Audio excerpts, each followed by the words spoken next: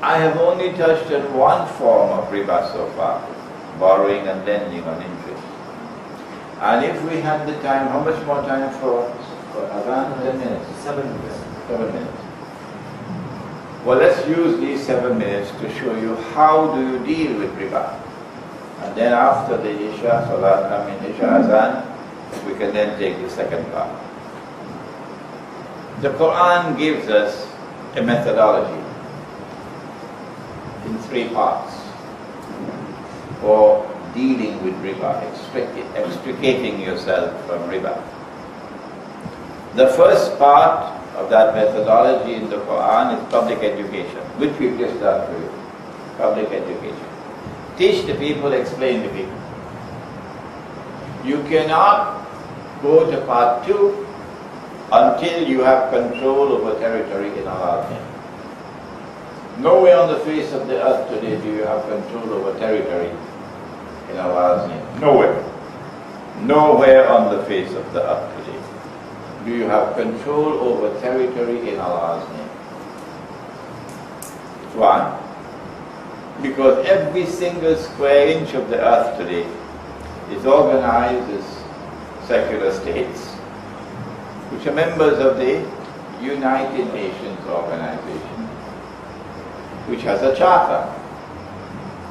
And the charter creates the Security Council.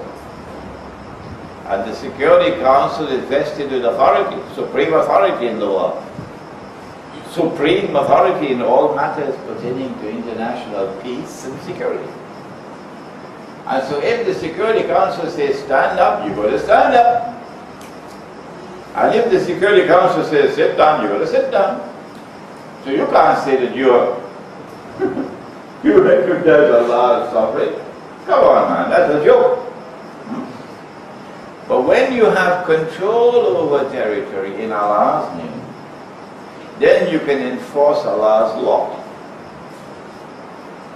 So you'll move to stage 2 at that time, and in stage 2 you will prohibit all transactions of money lending on interest.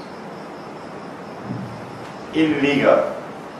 So if a money lender lends money and the borrower refuses to pay the interest, the money lender cannot take him to court. No, there is no way you can get back the money, the interest. But in stage 2, you will only make illegal future transactions. All previous transactions will still remain valid. In other words, I'm going to use a long word now. There is no retroactive enforcement of the legislation. This is what happened in Medina. Why do you in stage 2 adopt this strategy? Answer, you want to turn public opinion in your favor. You want to demonize the money lender. You want to marginalize it. Why do you think banks like to give computers to orphanages? Banks are giving computers to orphanages because banks want to get public opinion on their side. So in this stage, stage 2, you're now going to permit the money lender to continue to collect his interest. He could even go to the court. But no new money lending on interest is permitted. And so now, when the money lender goes to seek his interest on the loan, he has some shame now. And society is going to be asking questions. How come Allah has prohibited it? And you still collecting your interest? You see? So the money lender is put on the defensive. That is the strategy. Until you reach stage 3. And in stage 3, Nabi Muhammad ﷺ did not move to stage 3 until Khutbatul Wida. Khutbatul Wida, the farewell pilgrimage.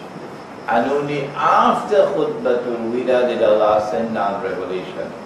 supporting stage 3. In stage 3, you now have retroactive enforcement, meaning whether it be new loans or old loans, they're all prohibited. And if you do not give it up, we're going to take up the sword against you. We wage war on you.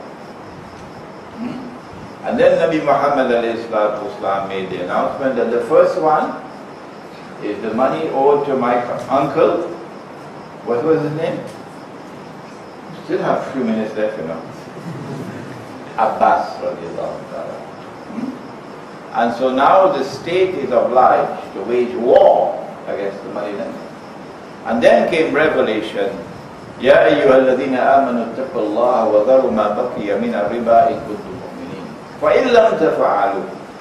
If you do not give up riba at this third stage, فَأَذَنُوا بِحَرْبٍ مِّنَ اللَّهِ وَرَسُولِهِ. We're going to wage war.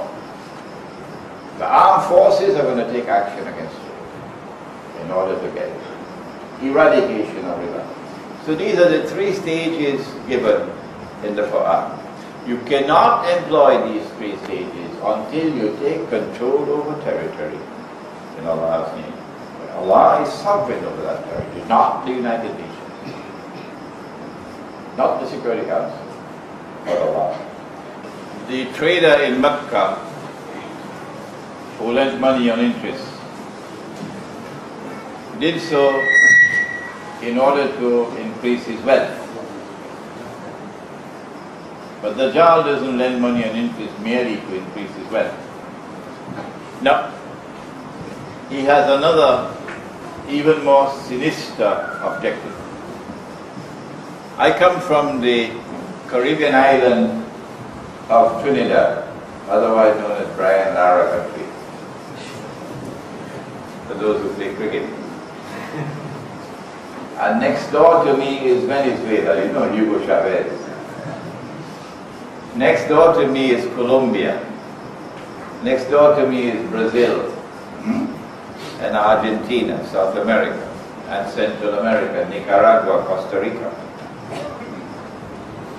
And in Central and South America there were large numbers of Indian tribes, American Indian tribes. They never knew they were Indians. They knew they were Cherokee and they were this named of tribe Arawak and Carib and so on. But suddenly they learned that they were Indians.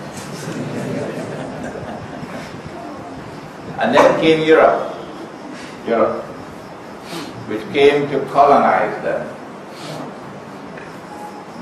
brutally, with a brutality unprecedented in human history.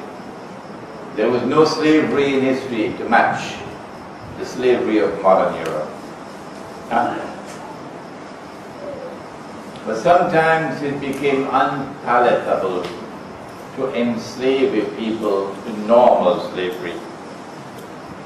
So the European had to find a way to enslave them and yet not call them slaves. So what the European plantation owners did was to lend money to the American Indians, but lend them knowing that they cannot repay. And when they could not repay, then you force them to work on the plantations to repay. And when they die, then their children have to continue to work in the plantations. This was called the Spanish word latifundia economy.